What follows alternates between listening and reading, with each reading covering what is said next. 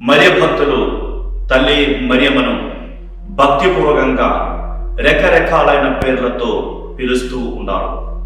అటువంటి పేరుల్లో ముఖ్యమైన ఒక పేరు పరలోక రాణి లేదా మోక్ష రాజ్ఞి. తల్లి మరియమ్మను ఎందుకు మోక్షపు రాజ్ఞి లేదా పరలోక రాణి అని పిలుస్తున్నారు అని తెలుసుకోవాలంటే కాస్త చరిత్రపరమైన నేపథ్యమును పరిశీలించాలి.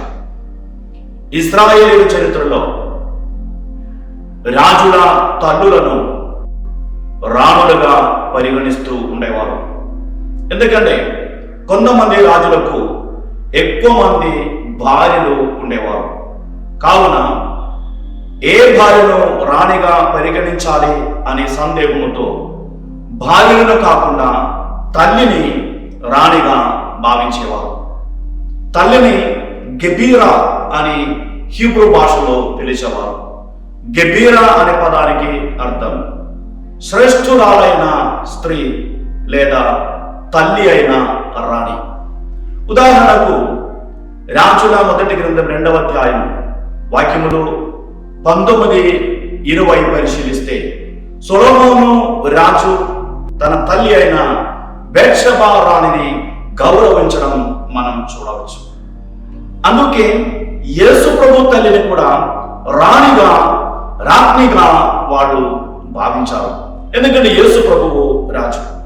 లూకా సువార్త 1వ అధ్యాయం 32-33 వాక్యాల్లో గాబ్రియలు దేవుడుగా యేసు ప్రభువునకు దావీదు సింహాసనం ఇవ్వబడుతుంది అని చెప్పింది. అదే విధముగా మత్తయి సువార్త 2వ అధ్యాయం వచనములు 1-2 చూస్తే యూదుల రాజుగా జన్మించినటువంటి శిశువు ఎక్కడా అని వెతుకుకుంటూ తూర్పు దేశం నుండి జ్ఞానులు వచ్చారు. యేసు ప్రభువు రాజు అయితే యేసు ప్రభువు తల్లి రాణి. ఈ ఉద్దేశంతో ఆ రోజుల్లో తల్లి మరియమ్మను పరలోక రాణిగా మోక్ష రాజ్ఞిగా భావించడం మొదలైంది.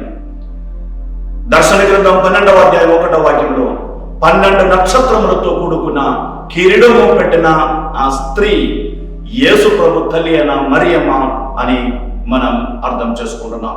ఆ స్త్రీ తల్లి శ్రీజపుకు గుర్తు. అదే విధముగా తల్లి మరియమ్మ స్థానంలో కూడా ఆ స్త్రీ నిలబడుతుంది.